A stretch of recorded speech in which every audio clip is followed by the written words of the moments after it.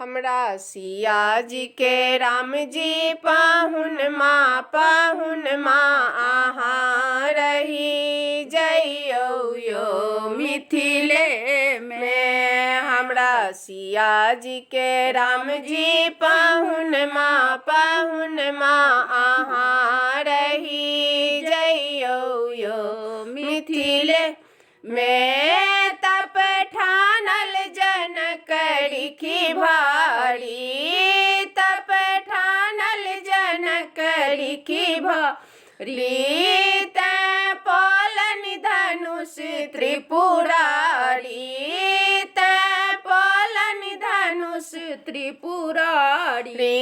यही कारण आहाँ एत एलौं, आहाँ एत एलौं, आहाँ रही जइयो यो मिथिले में। हमरा सिया जी के राम जी पाहुन माँ आहाँ रही जइयो यो मिथिले में।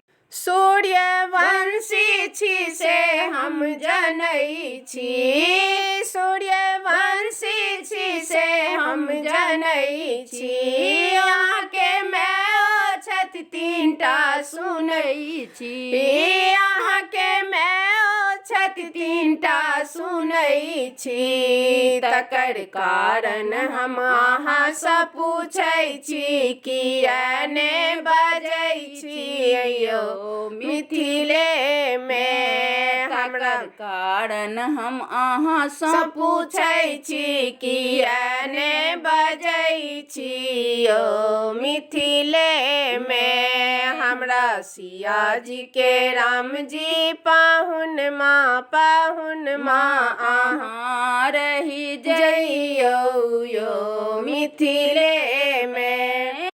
अहाँ के बाप छथि जग सोन्यारी, और लक्ष्मण जी अहाँ किया कारी, गोर लक्ष्मण जी अहाँ किया कारी। हम सब नहीं पढ़ै छी गाड़ी ओ गाड़ी, रही जइयो यो मिथिले में। हमरा सिया जी के राम जी पाहुन माँ आहाँ रही जइयो यो मिथिले में।